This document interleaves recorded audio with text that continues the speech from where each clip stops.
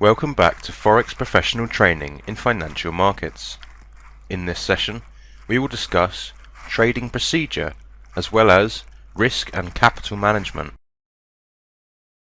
Trading procedure. At first, a trader must learn technical and fundamental analysis methods to identify direction and trend of a market price. Afterwards, continuous practicing over the years is essential in order for a trader to develop the ability to trade successfully. Practicing periods will vary from person to person, depending on their background, knowledge, and enthusiasm to learn more. Traders must always practice and study, just like an athlete that must never stop their practicing routine in order to reach the peak of their profession. After a trader gains enough experience and knowledge, then he or she can determine a sell or a buy entry price through the price action method. A trader must consider that in some regions it is not possible to place any order, so it is better to watch the market trend and wait for suitable points that can be detected by strategies or patterns such as price action, Elliott waves, Andrews pitchfork, and harmonic patterns. A trader should learn to utilize strategies which can be personalized for each trader. This will be discussed in more detail in our next session. Creating and customizing strategies.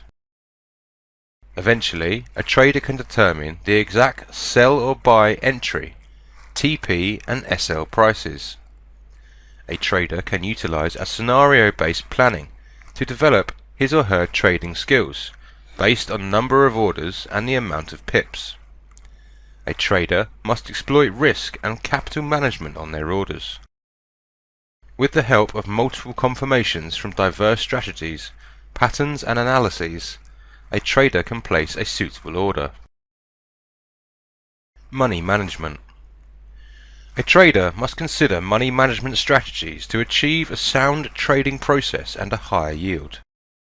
Money management of deposited funds in a real account for different traders can be classified as follows. A.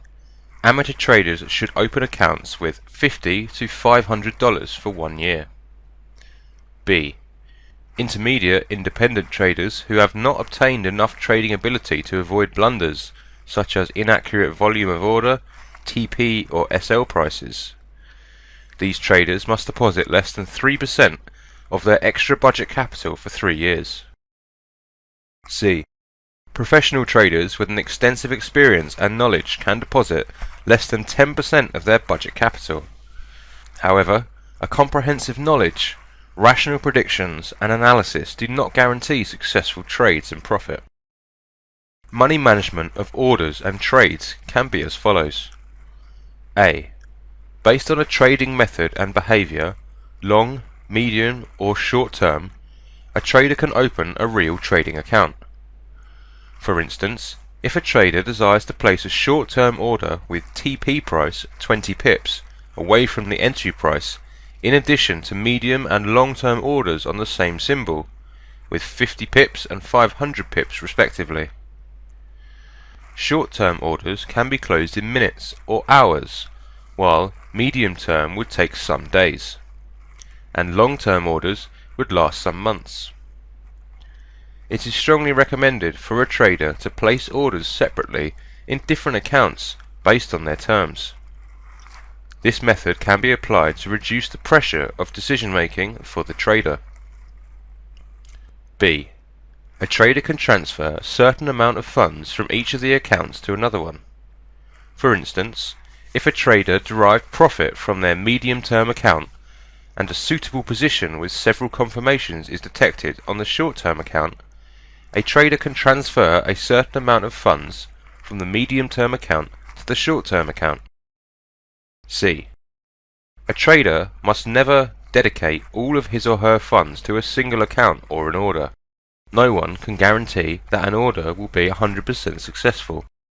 Any news or an event such as war, flood, or an earthquake can change direction of a trend in which a trader has placed an order with several powerful confirmations.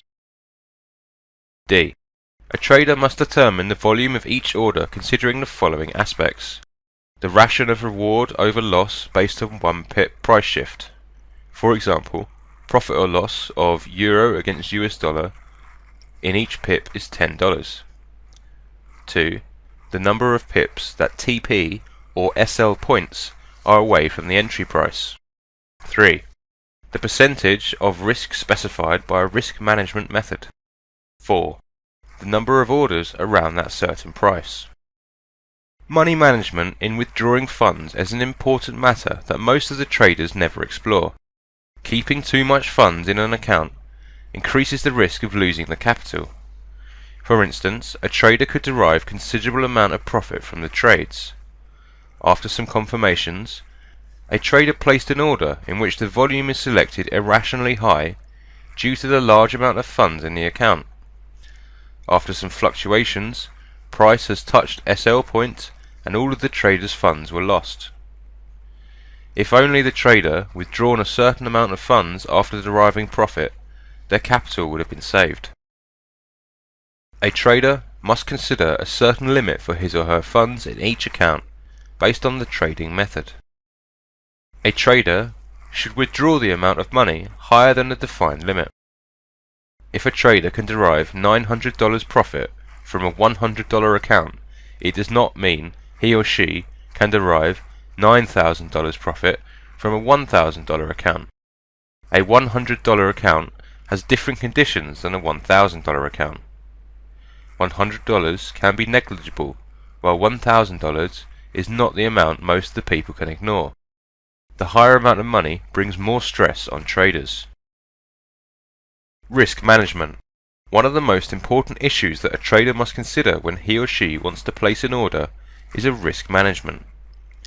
Like an accelerator pedal in a car, if a trader misuses the risk management, then all of the capital in the account will be lost.